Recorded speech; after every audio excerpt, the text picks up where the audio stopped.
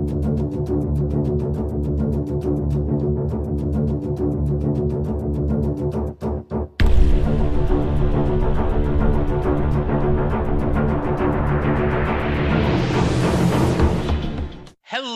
everyone, and welcome to a new episode of Last Best Hope for Conversation, your Babylon 5 podcast from JKAL Media. I am fighting legends today with my friends Karen. Hello. Hello, everyone. We are talking the 15th episode, Season 3, Interludes and Examinations. Originally aired May 6th, 1996, would have been sweeps month. And I think this is an interesting one. Lou, tell me a little bit, what's your quick thoughts on this? I would think this episode would have been better titled Coincidences and Contrivances. But... Oh, wow, okay. Very nice. Don't hold back, Lou. Yeah, okay. Very interesting. Karen, how about you? I actually liked it. I do think that there are a lot of story elements that advance the plot. Mm-hmm. And there were even some stuff that it looks like it's going to be bad coming up, but it does throw a monkey wrench in the works. Okay, man, we should have a great discussion on this. Agreed. All right. So we have two alien races sitting there and talking with Sheridan, the one that looks like the Sandman, which are the game, which is named after Neil Gaiman. And they're saying, hey, it's not my problem, man. I'm sorry you went to bed with the shadows and you now are upset, but I don't want to poke the bear. Right. Which goes back to what is that famous when they came for the scientist? I wasn't a scientist, or right. Doing this. Yeah. So and they came for me. Yes. Yep. So I'll start with you, Karen, since you seem to like it a little more than Lou.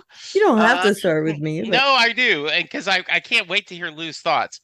What are your thoughts? Why on that plot point? They came to they made their deal with the shadows, and now the shadows are, as you always talk, the scorpion, right? Yep. They are going to their nature. They stung. Yeah. That's right. Yeah. They got stung, and I know that it was a super attractive. They made it their offer is super attractive. I'm assuming that there are other races in league with the shadows, like Morden, that would be much more accessible to those races.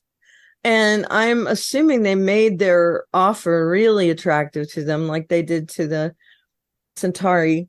And it really should have been a lesson for Londo, but apparently not so much.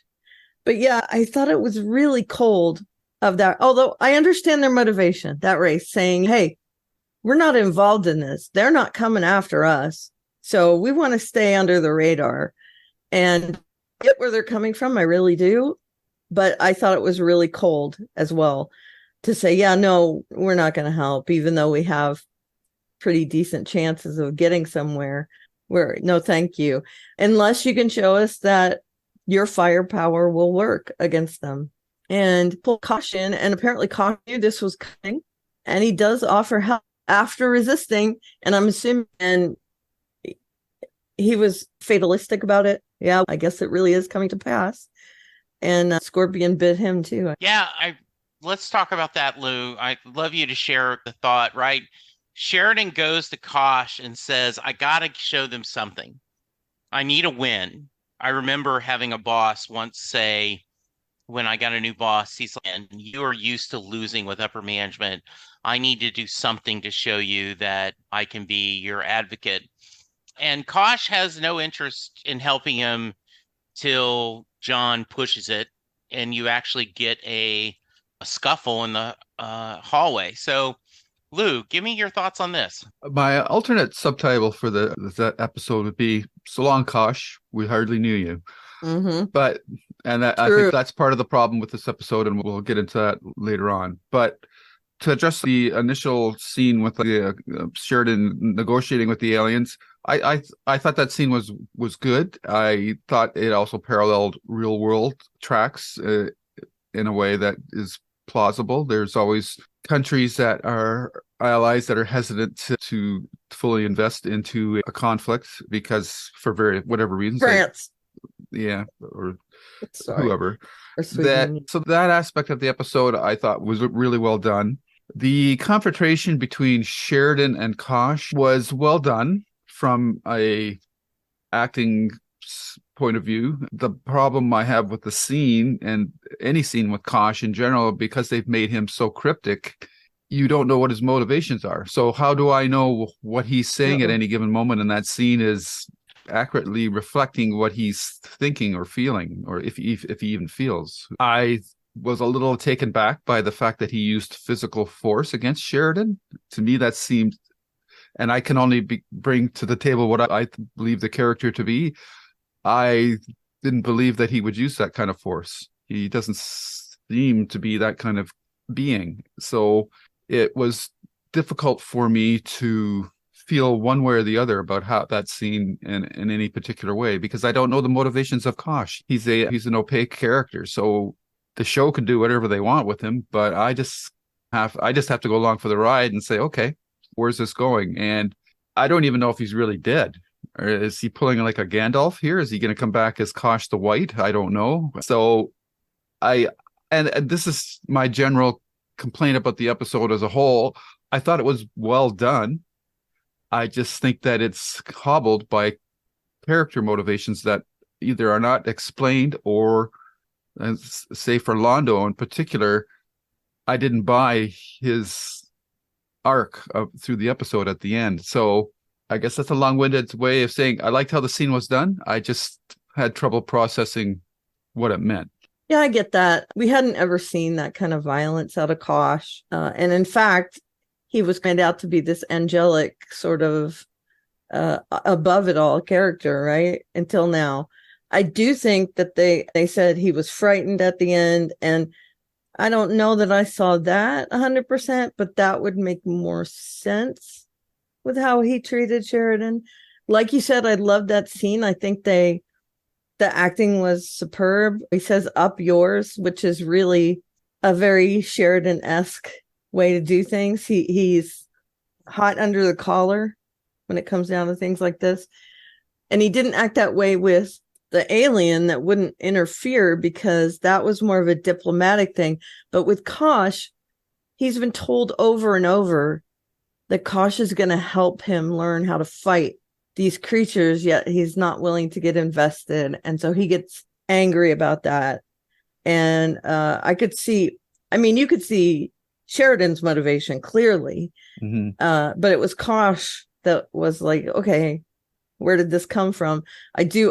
I believe that as well, that we just didn't know enough about Kosh to know that was going to happen.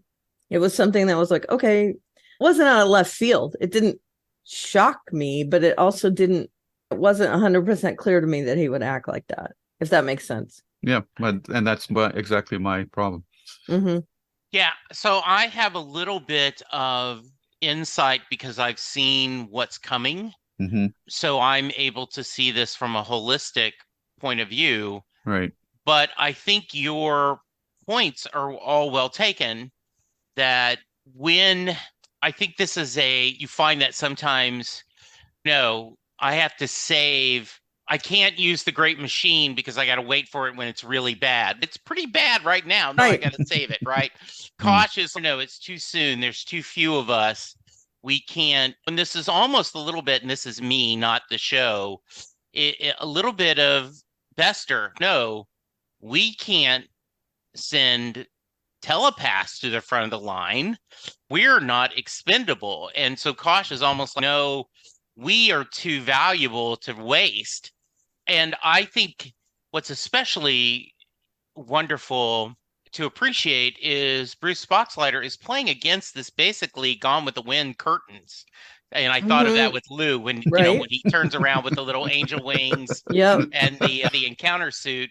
Yeah. Right. This is it's not like a tennis ball, but it's not like something that's emoting. Yeah. So you've got to sit there and try to figure out, and his And what is very powerful, and we do get a little bit of reveal in this, is that if I do this now, I won't be able to help you if you go to Zahudun. And Sheridan's like, fine. If you're too proud, if you're too angry me, I'll take it, right? Because you said, if I go, I'll die. And he says, yes, now. And we get the answer to that by the end of this season. That's a powerful moment. And I also want to hear y'all's thoughts. I especially loved, and here is where your casting helped. We had that small little almost cameo of Rance Howard playing his dad. And you're like, okay, that was nice to have this. But by setting that up, we were able to have a deeper connection of Kosh going into his mind, taking the image of his father and have a discussion.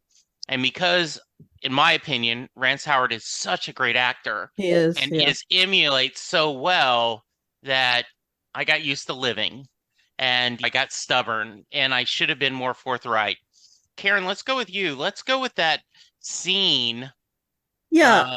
Where, and I wonder if Susan feels a little guilty because it's so late in the night and she says, my dad says bad news can't wait, good news can wait, so no need to bother him in the middle of the night. That was a main thought in my head after she said that was, oh, she's got to feel terrible about this, because I'm guessing either Sheridan would have also been killed or he could have saved Kosh. Either way, she's going to wonder, what if I had actually let him go? What if? That's a terrible way of thinking, but it's human nature to think that way. I think there were a lot of beats in this episode that were very Farscapian. And I know Farscape came later, but we have an alien impersonating a father. And then at the end, when they send Kosh off on his living ship to Oblivion or whatever. Yeah, Hades, probably, whatever his Hades is.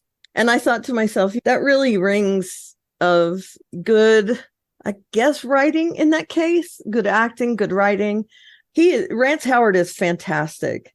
And it was like Kosh couldn't emote unless he became someone else, right? Kosh was feeling like he needed to explain in more human terms why he did what he did and why he acted the way he acted. And in order to do that, he decided to pull something from John's mind and take on that persona. And it had to be wrenching to have something like that play out. And I think them playing off each other, Bruce Boxleitner and Rance Howard, they were so good in that scene together. And Bruce was like just gutted at the end of that scene, waking up and knowing that Kosh had been killed I thought it was a good beat, even though like Lou and I both said, his motivation is so murky, and I could understand from a writing viewpoint why that scene matters, but also why is Kosh doing this? There were two sides for me. I did understand the motivation and the writing and that kind of thing with he can't emote as Kosh, so that's what he did. So that scene was fantastic again. But again, I got to wonder, Kosh is the worst. And I don't care that he's dead. I still think he's the worst. So you have been pretty constant on the I'm not happy with Kosh bandwagon. So right? Yeah, I'm glad to know you haven't. I agree. Sympathetic change, right? I'm still 100% on board with he's the worst. I'm sorry, he didn't really do what he said he was going to do. Lou, let's talk a little bit about Rance Howard, Sheridan's dad, and Kosh and all this. Okay, I agree with everything that Karen said. I thought the scene was well acted. One of my problems with it, though, and this is just a me thing, is he has certain facial expressions that kept on reminding me of Ron Howard. So every time he did a certain thing, I kept going, that's Richie Cunningham. Yep. Richie Cunningham does that gesture. He does that facial tick.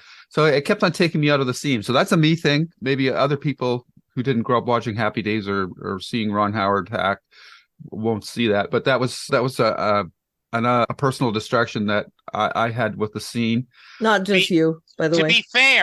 Okay. To be fair, Ron Howard has Rance Howard, right? Yeah. He's the yeah. But coming from an us perspective, it is interesting to see. Yeah. Because we'll often see, I can't remember their name now, but Meryl Streep has a couple of daughters who act. Yeah, and they're very much like her. And you will go, wow, you can tell that is... They're very Streepian. They're amazing. Yeah, and you're like, no, I think that is a fair... And I was able to lose myself in the character just because he's so well done at, but I totally can get that. Yeah, so that's a me thing. And Karen mentioned Farscape. This scene also, to me, was very Contact-ish. If you've ever seen that movie. However, I just checked. Contact came out a year after this episode was filmed, so I can't lay that device use at the hands, the feet of the show. The book was written before that, though. Yeah, but I don't think Carl Sagan book. I don't remember the book using the father. It did. It just wasn't quite as overt as in the movie. Yeah, but I read the book a long time ago. Great scenes with David Morse and Jodie Foster, by the way. Agreed. So there was that aspect of it, and to me, this scene was an attempt to humanize Kosh because they've kept his powder so dry that it took me out of that scene a bit. And again, because his motivations are clear, when he says to Sheridan that he's sorry, he realizes he was wrong and that he should have been more proactive. I didn't really know why he had that change of mind, that epiphany. Was it, at what point did that happen for him? Because the battles, all we see of the battles, all these spaceships, we don't see Kosh or any of the other Vorlons during that conflict. Again, I just didn't really know where he was coming from in that scene. And was he telling Sheridan what he wanted to hear, or was that what he was actually feeling? Because he's done this kind of thing with Jakar and getting him to go on the high moral road. I'm not totally kosher with what he's saying during the scene as well. So it all comes down to character motivations, and his has never been made clear to me. So expand on that a little bit. In what way are you not sure in what way is he manipulating, or what way is he not? He might just be telling Sheridan what he needs to know or wants him to know so that he will continue on to fight the good fight. He's laying a bit of a guilt trip on him and saying, look, you were right. I've sacrificed myself. Now you have to pick up the torch and keep going on. Whereas I just feel like he might be manipulating Sheridan a bit because he's done it with Jakar. So why wouldn't he do it with Sheridan? Because we don't know where he's coming from. So that whole scene, again, the whole show, the execution is fine. It's just the motivations and subtext that I have trouble with. And maybe they're questionable. Maybe it's just a me thing. I'm over analyzing things and I should just take it more on surface value. But we've been spending a lot of time with these characters, so I've got preconceived ideas of how I think they're going to react in any given situation. And this episode just felt like one of those episodes where we needed to move the story in a certain way. So now we're going to get the characters to do these things, even though really they wouldn't do them under normal circumstances. So that's where I'm coming from with this episode. Yeah, okay. It would have been nice to see Kosh do this a couple times. Show a little bit of violence earlier in a couple other episodes, maybe just enough to plant that seed that maybe his motivations are just different. Every once in a while it would have been nice of him to give them some concrete advice instead of some fortune cookie nonsense. Exactly. Confucius say. Yeah I agree 100%. I'm right with you. And I did see some Richie Cunningham vibes from him, definitely. So it's not just a you thing. Yeah, it's not. Little Opie Cunningham. Opie Cunningham. Yeah, from Saturday Night Live. Yes, I think what you guys are saying is spot on, and I imagine our listeners are screaming. I think after we finish, you still may feel this way. I don't know. Okay. There is something. They did put a lamppost out that I caught because I've seen the show multiple times. that I don't know if you guys caught, so I'm going to leave that, but there is something that they do set the seed for something in the future. I've not thought about this before, but after listening to you guys talk, I do have a little bit of the Game of Thrones final episode where Bronn goes, "Why did you think I came?" As in, I knew you were going to choose me to be king, and I've known this all along. It was like out of left field, 100%. Yeah, if Kosh can tell the future, then why is he not doing more to help that? Right. Why isn't he doing something to subvert it? Yeah, and I do believe that gets answered. But I think that is the right question to ask. Okay, then I have another question. Sure. What I didn't understand about the Kosh storyline is in the battle, there was more than one Vorlon ship, right? That is correct. Yes. So why out of all those ships did they target Kosh and not any of the other Vorlons? Is it just because he was on the easiest one to get to? Yes, because Morden was there on Babylon 5 and he had the shadows with him.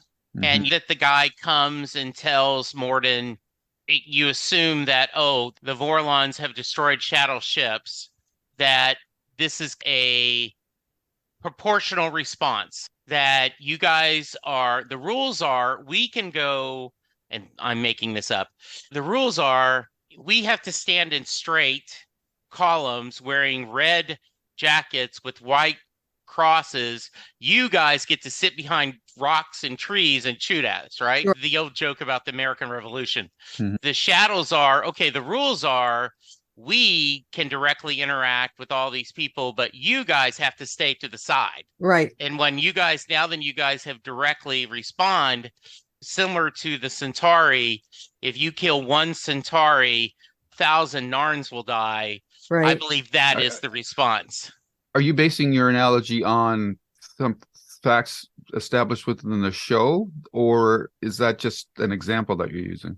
That's just an example I'm using. I do not know if that is I believe this is purely Morden is there. He is angry. I'm guessing he knows that Kosh called in the attack too. Yes. That he initiated it. Yeah, I think that is because he's got spies everywhere. Or just because they want to, you've started the war now. Now that the Vorlons have gotten their hands dirty, therefore we're going to ramp this up.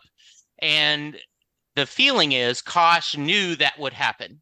He knew there was a chance that he would be directly attacked by people because there's shadows there. Anytime Morden's there, they've established that the little shadow creatures are always around him.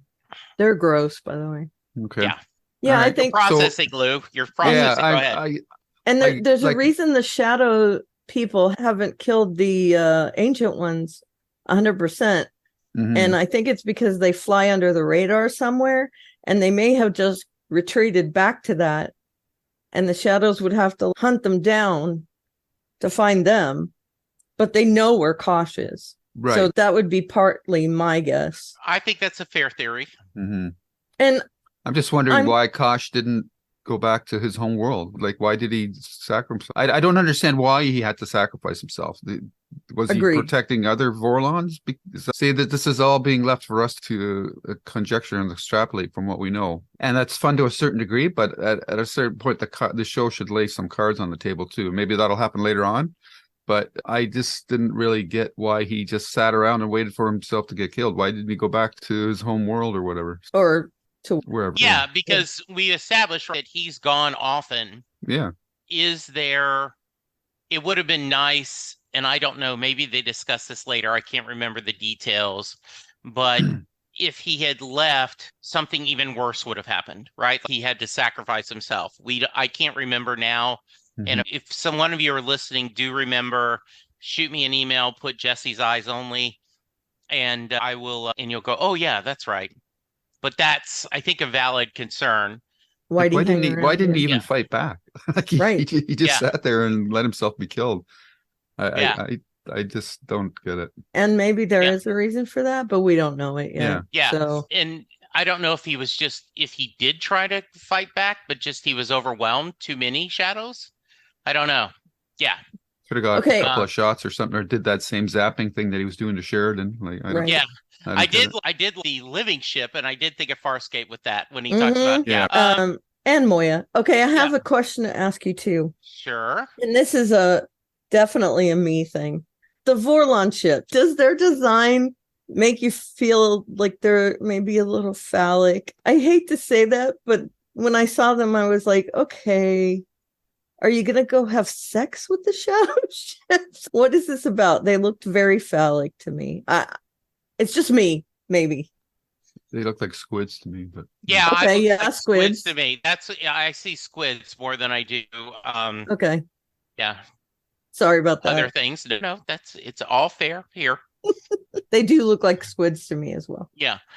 All right. The other big storyline is Londo. Londo is so happy that Alira is coming back, Adira. Yeah. And he wants a sweet and he wants flowers and he's just so ecstatic.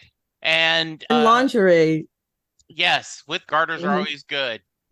And so we will hear a little bit about this in our feedback, that you have to do some fill in the blanks, that Londo was done with Morden and his influence by Lord Rifa, poisoning Lord Rifa. They have distanced themselves from the shadow, and Morden is not happy with that. So he ends up finding a way by getting information and having Dira killed, and therefore blaming it on Lord Rifa. Right. He's like, oh, if you had not made him stop talking to me, I could have helped you, Londo. And Londo, at this point, I would definitely think, I did not do the research, but this is one of the chances he had for redemption that he rejected. And he's burn them all down. Kill them all and let God sort them out. He doubled down. Yeah, all he said is, make sure my world is fine and the rest of you can go to Hades. Lou, let's start with you. That whole storyline, what's your thoughts? Again, motivation. I understand. Yeah, motivations. I understand Londo's upset about what's happened to Adira, but he's also shown himself to be a pretty cunning and savvy political maneuverer. So I find it hard to believe that he fell into the trap of Morden setting up, what's the guy's name? The guy the other Rifa. guy, Rifa, as the perpetrator of this crime, when he knows that Morden is not happy about the fact that Londo has severed their relationship. So I found it hard to believe that he thought that he didn't believe that Morden was behind that what happened to Adira. So again, the acting, the scenes are fine, but I just didn't buy him being that upset and blinded that he would fall for that ploy or deception from Morden, because he's gone out of his way to distance himself from Morden. And now all of a sudden the show is presenting us that Londo is so grief-stricken that his judgment has been clouded by Adira's death. But I just didn't buy it. I think he should see through this deception and not partner up with Morden again. So again, I feel like the show is making a character act in a certain way in order to progress the storyline the way they want it to go. Yeah.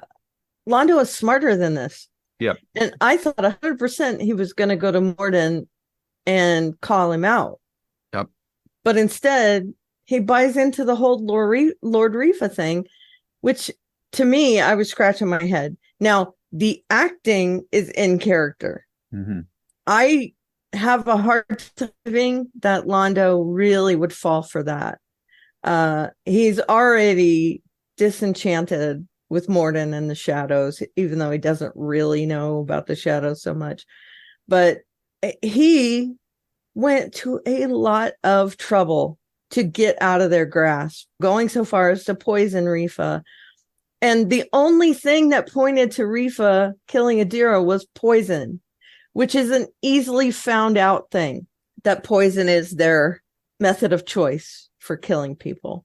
And I thought that was a weird turn in the story. And like you said, it really could have been used to make him look a little better, to call him out, to call Morden out, to get on board with the side of good, whatever. I'm putting quotes up because he thinks he's good from his perspective. But this could have really been an opportunity for Londo to align with the rest of Babylon 5.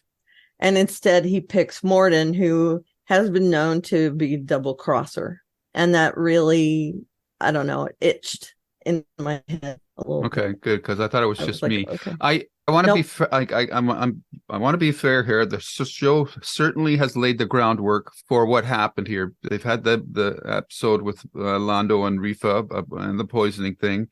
We've saw how Londo felt about Adira, but we have also seen through all these episodes that Londo was able to extricate himself from this whole deal with Morden, and he doesn't trust the guy.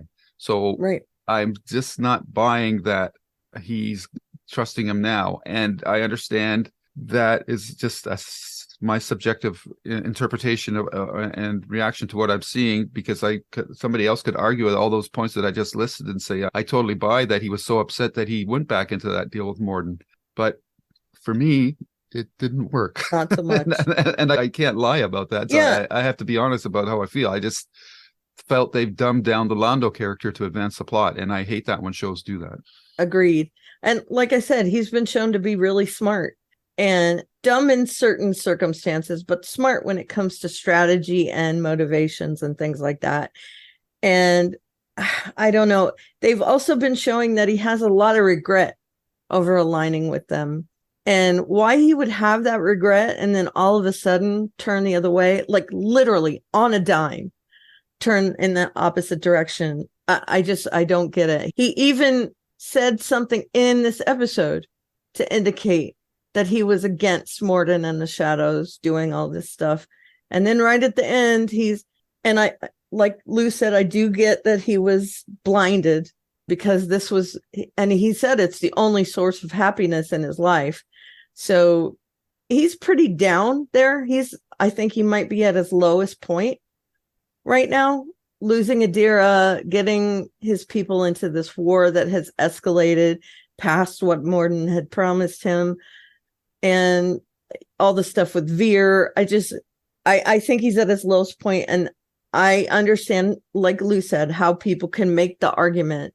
It is a little murkier than Kosh, whether it can happen or not. Kosh was just out of left field for me. I can see some hints of this motivation for Londo. It did leave me scratching my head a little bit, though, that it was just such an easy fall for him to go back with Morden. It seemed really easy. But I do have to say, I like that Veer has not changed his mind about Morden. Mm-hmm. When Morden says, can he do anything to help? And he says, short of dying, no, can't think of anything. I thought that was funny. I like Veer right now, and Londo is just, okay, he might be the worst. And Kosh is the second worst. So my thoughts are, and I appreciate you guys saying that you could see this. Here's my theory, and I get that you guys don't feel it. I believe that he is guilty because he thinks he caused her death. That by him making the first move and poisoning Rifa, that he ended up killing her because Rifa is hurting someone that he cares about. So an innocent person died because of his manipulation. And therefore, in his grief and guilt, he leans toward, he knows how powerful a weapon they are. And the only reason he has distanced himself from the Shadows is he's gotten everything he wants. So he doesn't need them anymore. But now then that he promises he can avenge this love's death, that he is embracing the dark side that was there all the time. So question. Yes. He wants revenge, but he also asks for the safety of his people. So why didn't he just say, can you do a surgical strike and take out Rifa? Mm-hmm. I think he's too angry. I think at this point, I hate everybody. So You he's know? a teenager. Yeah, my head hurts, my feet stink, and I don't love Jesus. To quote that old Jimmy I Buffett hate song, I think. everyone. Kill Yes, everybody. yeah, I He's believe that is it. I having a believe, tantrum. yes, I believe that is it. And Morden is good enough at manipulating him that he just does it perfect. Get that you guys don't buy it, but to me, that is why. And that might be colored by the fact that more about Londo coming up. Yeah. And more about whatever comes from this Kosh thing. Yeah. Because you've seen ahead. And we can only go on what you've already seen. Yeah. What could save it for me is if in a future episode, Londo has a conversation, let's say, with Veer, because Veer will say, we partnered up with that guy. And Londo's going to say, look, I don't trust that guy. And I'm just using him now to get my revenge. And then once I have that, then we'll cross the next bridge when we get to it. That would save this moment for me. It calms down. Yeah. Does that? Yeah. So that would save it for me. But right now, I'm just finding it. I just don't buy it again. It is what it is. Like, and for me, like how you react to a song or something, it's subjective. Yeah, exactly. And for as far as me, I feel like I don't buy it 100%. I buy it like 50%. Londo, at least. Yeah. And I think I'm just not feeling it. I get it. I do think it will be interesting, and I keep going back to this, but Karen brings it up that you have to worry about the nature. And so the idea of you are making a pact with the Scorpion. Right. And that will mean certain things that can come back and bite you. Yeah, exactly. Absolutely. Yeah. But good. I think he's blinded right now. So. Oh, yeah, absolutely. Yeah. That's an interesting point about nature, because if you take that approach, you could also say that when Londo broke the original deal, why didn't the shadows kill him then? Yeah. Why they don't seem like the kind of people that would let somebody walk away without consequences. Maybe because he wasn't out there. He's not like on his home planet. He's not in the places where they're actually working. Yeah. He's on a station. They figure he's neutralized already. If they worked for Kosh, I would work for Londo. I get it. I 100% get it. I'm just thinking to myself, maybe it's just because they feel like he's inconsequential. They have Rifa. And I also, the other thing is, as we mix metaphors on A Christmas Carol, right? Oh, wow. Yeah. Scrooge is ending up losing love and becomes obsessed with making money. So perhaps Londo, losing love, becomes obsessed with power. Revenge. And revenge. Yeah. And so therefore, I'm going to use this tool and burn it all down. So that's just something to think about. I hope he calms down and tempers himself. Yeah, I think be careful what you wish for, I think is good things. Yes. Any other thoughts on this? On that storyline, yeah, I'm good. Okay. Any other thoughts on the show at all that we need to discuss? Yeah, Franklin. Yes. Gosh, I can't believe I'm looking at my notes now. All right. Third worst. So Franklin is losing his blank. He is getting everything wrong. We can't say the S word. Yeah, we can. He's losing his shit. He is losing his shit. Yeah. And then like when the doctor tries to talk to him, she's, I'm gonna check the tape. You check whatever you want. Mm-hmm. He's just totally. He's not Texan though, right? No. Okay. He looks good shirtless, so I'll give him that. What? Yeah, he does. Yes. Yeah. You did. He's okay. Yeah. No. I'm sorry. Compared to Bruce Boxleitner, no. Yeah. I think they're similar. He's okay. Not sure. Maybe it's just because I'm not a fan of Franklin. Maybe. That's interesting. He looked okay. Yeah. And so Garibaldi. He works out. Sees him lose it. He goes, talks to him. Franklin is, look, man, we all have bad days. Get off it's my all case. Good. Yeah. Yeah, it's all good. I'm going to go back. I can quit anytime. Yeah, Isn't absolutely. That the thing? Yeah. The cry. Yes. Yep, the cry. Yeah, The, and then I thought this was really well done by Garibaldi. Mhm. Is I don't want to make this official. I Yeah. have a feeling that this is going to be bad, but just in case, Doesn't want I'm to ruin just his career. yeah, and because he friend. thinks of him as a friend, And and he's been there. yeah, So I Yeah. think it was twofold. yeah, Yep. and Garibaldi so was true to his character in this episode. Yep. And yes. Franklin. And Because then he's yeah, Yes. yeah. My problem with that sequence is something else, but I don't want to interrupt you, Jesse. Go ahead. No, go ahead. Well, I just was going to say he sits there, and I love that Garibaldi was like, "No, man, I'm going to wait." Mhm. And then Franklin says, "I ran the report, just ready to show you. Look!" And then went, "Oh, I guess I can't.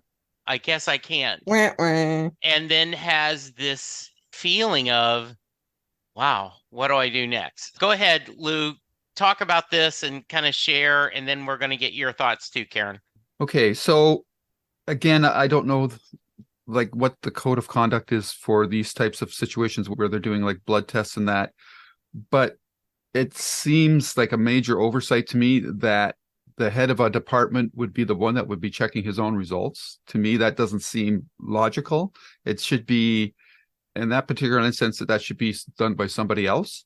And I felt really bad for the character Dr. Lillian Hobbs, Jennifer Belgobin. She had a thankless role in that she basically was just there to provide Garibaldi with the file where the blood tests were being held. But if she's the second in command in the medical department, I'm not clear if she is or not, but I assume she is. That is, to me, she would be the one that would be checking his results specifically, because she needs a third party to monitor those kind of situations. I also didn't understand why the blood results didn't automatically forward the results of his blood tests. Like, he had to check it himself manually. That doesn't make any sense to me. Those reports should have automatically flagged that there's this particular individual's got an addiction issue. Again, it's these conveniences of storytelling. This one's less about motivation. This one's more about storytelling convenience. I struggled with that whole mechanic, and I didn't really know why they did it that way. I assume because any sort of further conflict between Hobbs and Franklin would have taken up too much time in the episode, but it was just, I thought, really not handled well. That whole blood test thing that led to Sheriff Franklin finally resigning his position. So that I didn't like that. But I did love the Garibaldi scenes with between the two of them. I thought those were really well done. I felt really bad for the actor who played the other doctor. I thought it was a pretty thankless task. And I'm not entirely convinced that Franklin would have had the moxie to face up to his addiction that quickly. I know they use the XY argument, but when you're an addict, facts don't really matter. So for him to all of a sudden have that clarity of thought when we saw just in this episode how badly he's losing it, addicts have a great ability, greater than normal people, to rationalize what they're doing. So I thought his epiphany that, yeah, I've got a problem, was a little too quick and convenient, but it's not a major point because this is a drama. So you sometimes have to speed up certain events. But the catalyst for what happened with Franklin in this episode, I just thought it was some very convenient storytelling, glossing over of certain. Again, maybe I'm being too nitpicky, but that it's just, when I'm watching it, I'm just going like, there's no way that he could have gone that long with nobody saying anything, and that other doctor should have been on his ass. Like, and we only have the show telling us that they're friends. We've never seen this character before, so we don't really know what their relationship is like beyond what that one scene is that they had prior when he lost his shit. Yeah, I just, again, felt like the story was just manipulating characters to get to a certain story point. In this case, Franklin resigning from his position. So that's, again, the execution by the actors and everything is fine. It's just how the storytelling set everything up. It just didn't work for me. Karen? Yeah. I'm going to be a little contrary here. I thought Please that they ramped up his addiction issues pretty well. I 100% bought how angry he was in that scene. And maybe it's colored by the fact I don't like him, that I feel like he could have gone off. I don't hate him. Let's get that straight. Oh, I agree with you. I think they ramped up his addiction problem quite nicely. But okay, it's just how it played out. Played out, I think. And I also agree.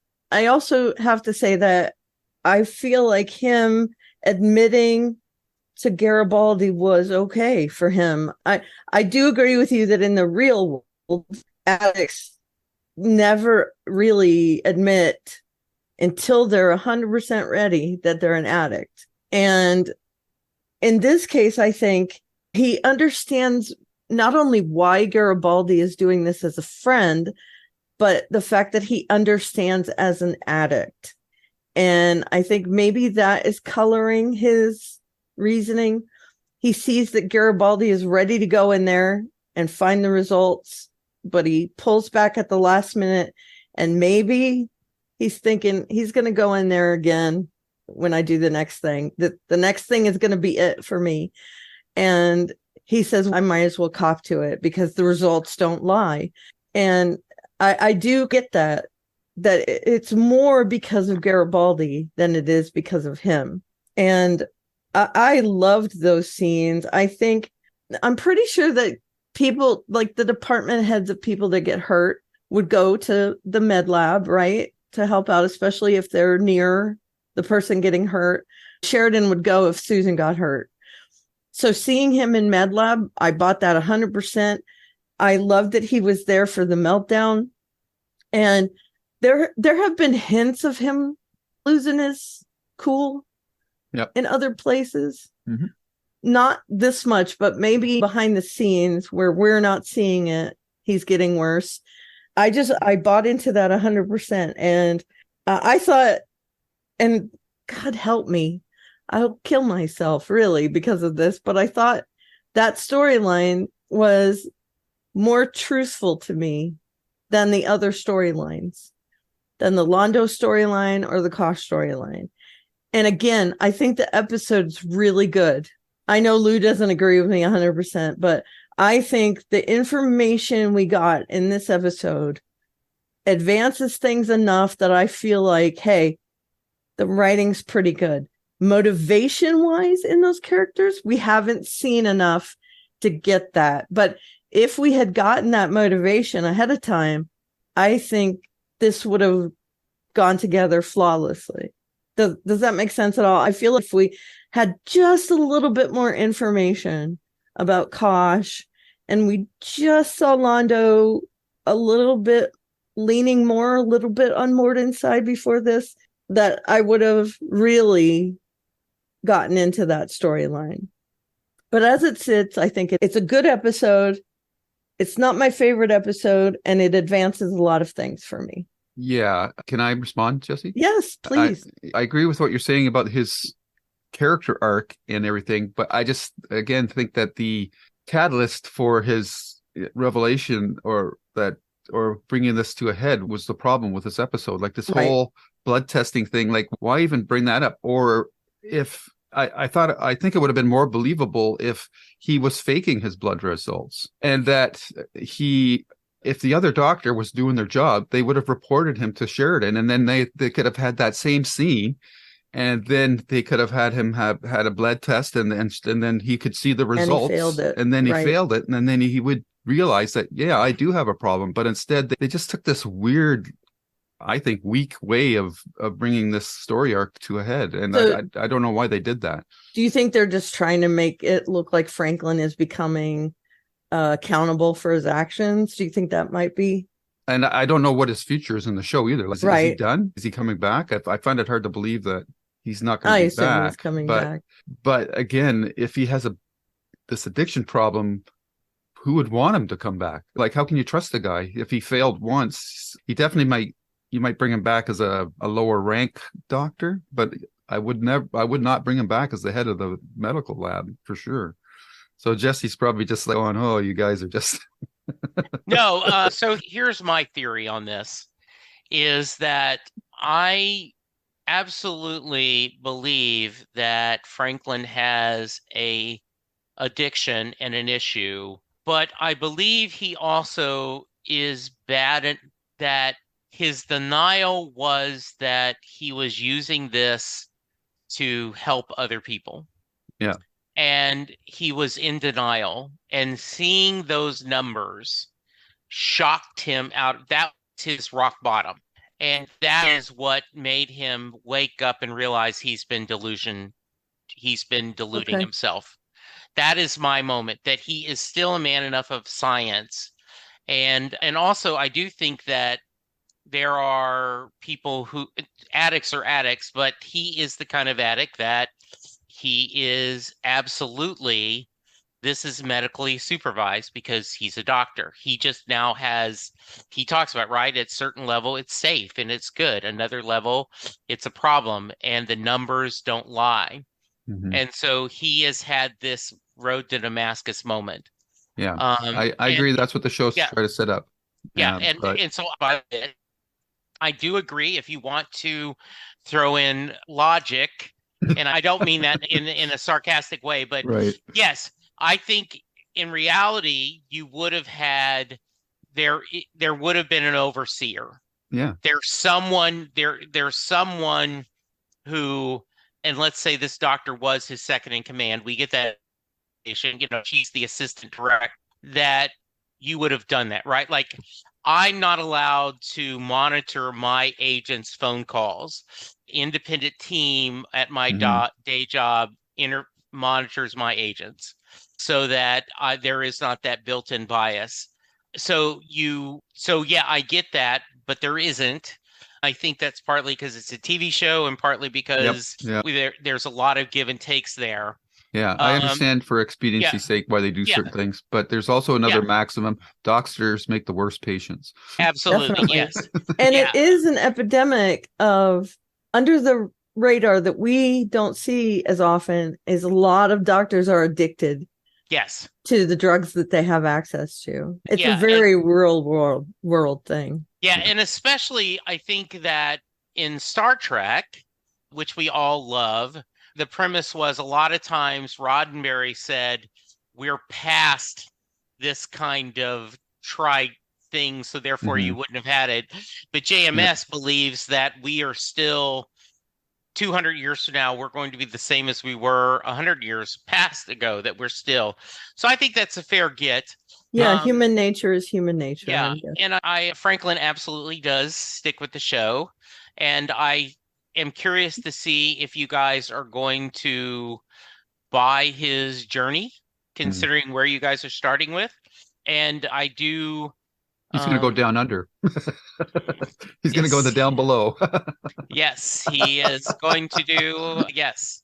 And they've set that up. I can see that. Yeah. And I would just guess that. I didn't know that, but that just makes sense. Yeah.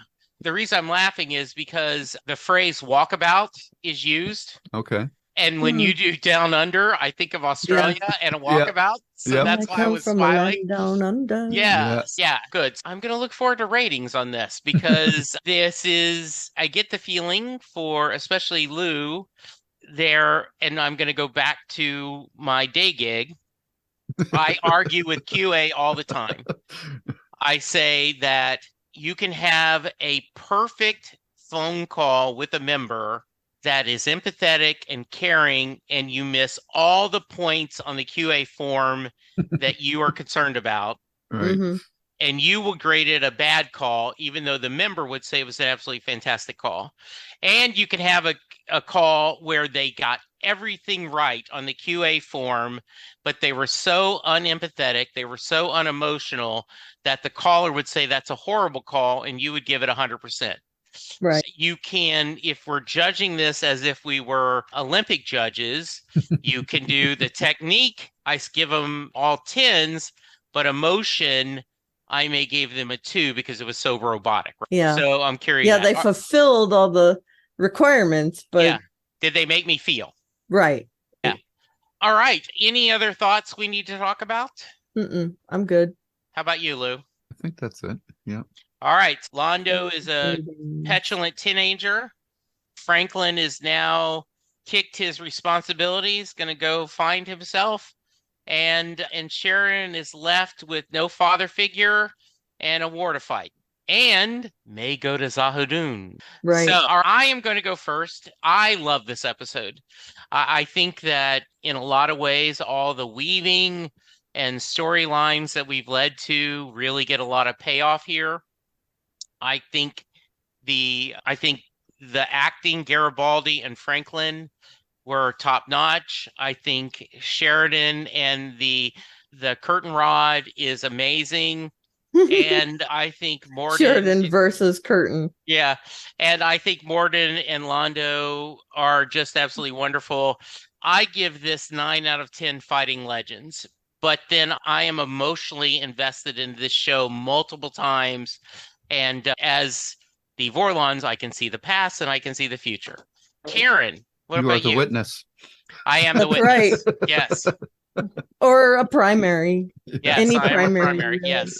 Yeah, I agree with you 1,000,000% on the acting in this episode. It was exemplary. And while I do have some nits to pick, I love the weaving of the storylines. I do think that's moving along, and I appreciate that they're giving us these things. We have complained about them not dropping things as quickly as we'd like.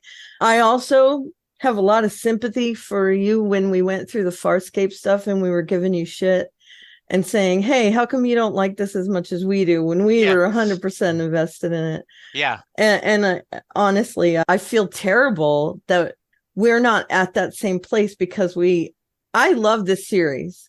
I'll tell you that right now. I love it. Yeah. If we ended this podcast today, I would watch the rest of it, and probably multiple times, because the acting is just that good. And I know I'm long-winded here, but I do think that if I were a little more invested in it, I'd go for a 9.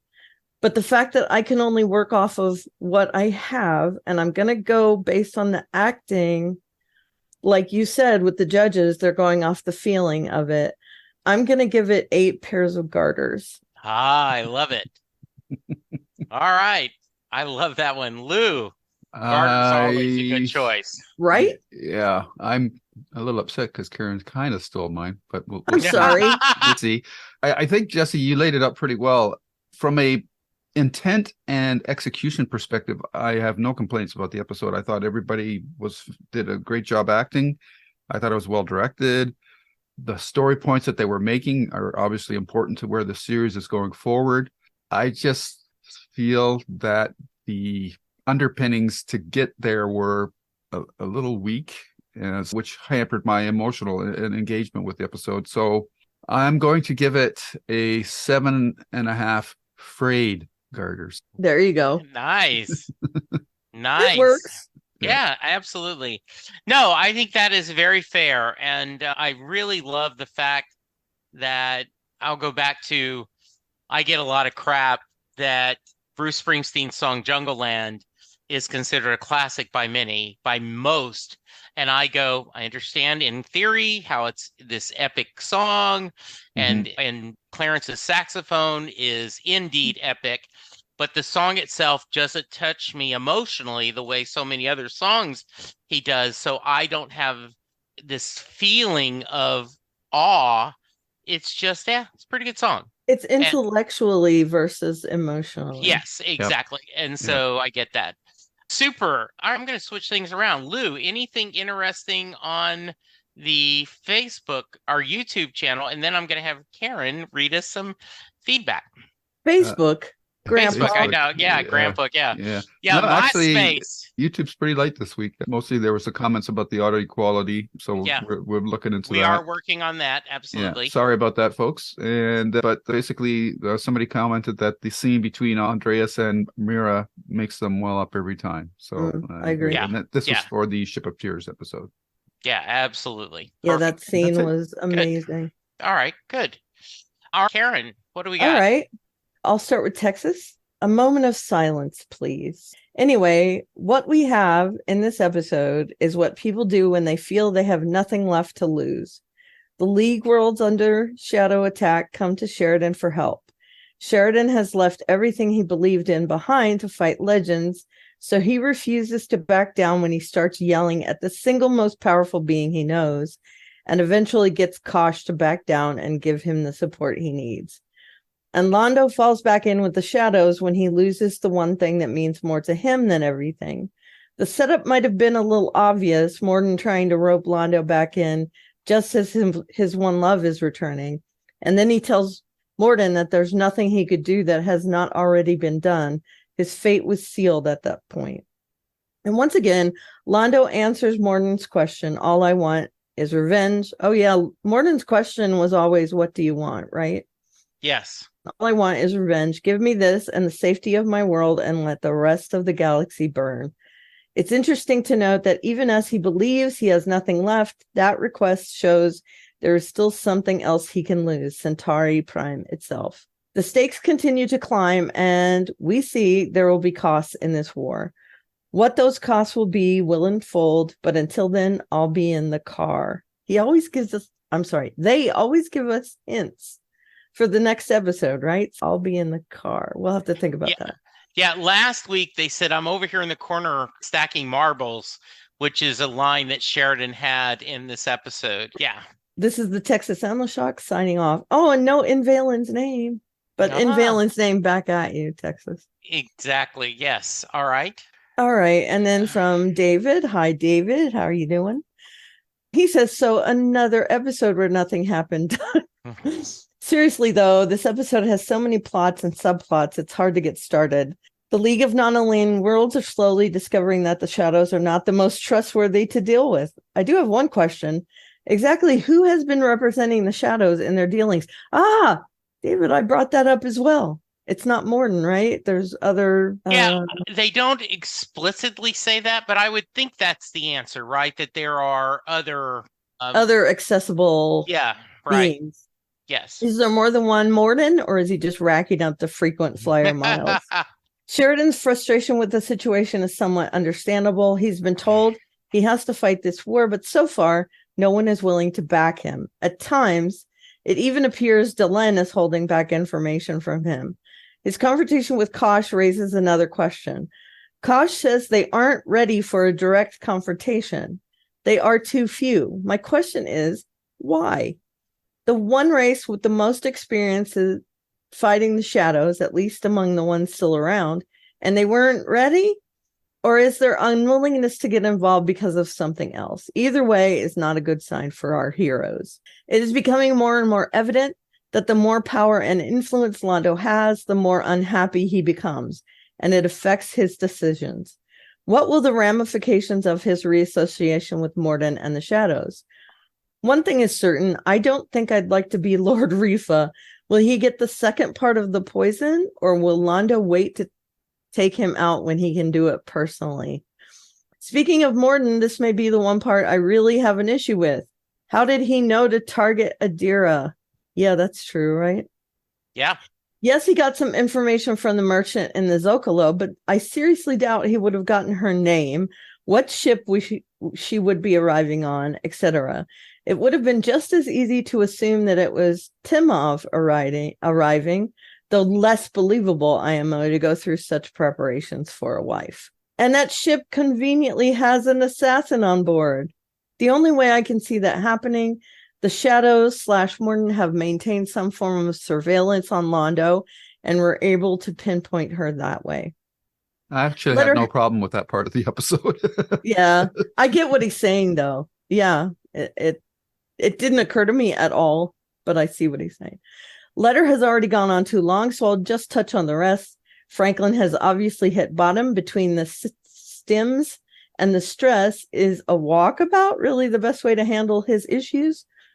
Earlier, Sheridan had commented that Kosh came and went very frequently, so why did he stick around to be killed? Will Sheridan's dream sequence featuring Kosh as his dad have further meaning? Up yours. Do Vorlons have a yours? Next couple of episodes will be fun if you can wrap your mind around it all. So thanks, David. Appreciate the feedback. Those were not sent, redacted in any way. Those were both the full. Yes. And it was nice to be able to do that this week. It was very nice. We have been asked, and if the next coming up is a two-parter, World Without End, and I've been asked a couple of times by people, are we going to break this down into 1 or 2 episodes? And the answer is it depends. Our friend of the podcast and my Doctor Who partner, Charles Skaggs, has a lot going on. He would love to join us. If he can join us, that means he normally cannot record on Sunday night, so we will figure out another night.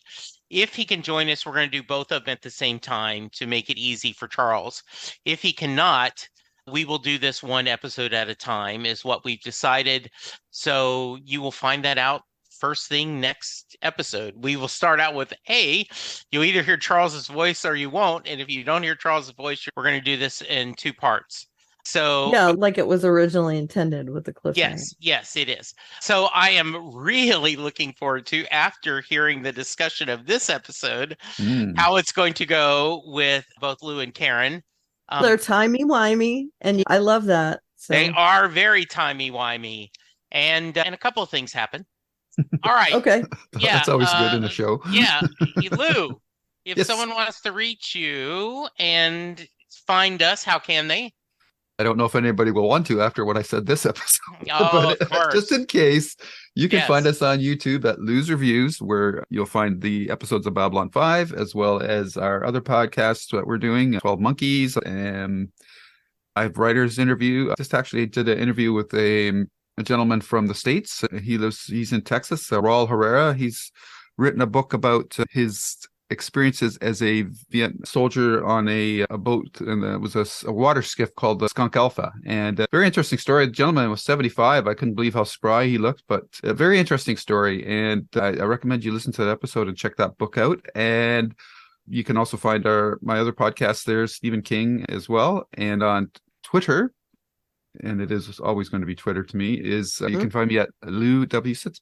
All right. And me? Yes. I'm at Elevaria on the various social medias, and there's a link in my Twitter bio. In my Twitter bio to my blog, at which you can find a bunch of links. If you want to reach us, like the feedback people do, it's jklb5podcast@gmail.com. So there's that too. And back to you, Jesse. Yes, I am at Jesse Jackson DFW on the Twitter machine. Sometimes I go back and forth between pitching my other podcasts, but in this case, I have one I want to pitch on Set Lusting Bruce. This week, I released an episode, Sarah Gregory, A Journey of Forgiveness. And I recommend very strongly that if you are interested in a fascinating story, listen to this episode. Sarah was around 20 years old. Her grandmother was murdered by a friend of the family, and Sarah went through a long stage of substance abuse and self-medication, got sober, but the only but left was, I will do what I need to do to be healthy, but I will never forgive this man. I will never forgive this man. Something significantly happens. She does forgive him. And the story ends with, on the day he was executed, she was there in the waiting room. And one of the last things he saw in his life was her gaze showing love and kindness. It is an amazing story of redemption and forgiveness, and I'm pretty proud of it. So please check that out. Sarah Gregory on Set Lusting Bruce. If you've ever doubted the power and the healing magic of music, you won't after listening to this episode. So please check that out. All right, Lou, Karen, I want to thank you for the magic and power of friendship and discussing. As always, we have so much fun on this. Love it, like it, dislike it. As long as I get to hang out with you, I'm thrilled. So thank you both.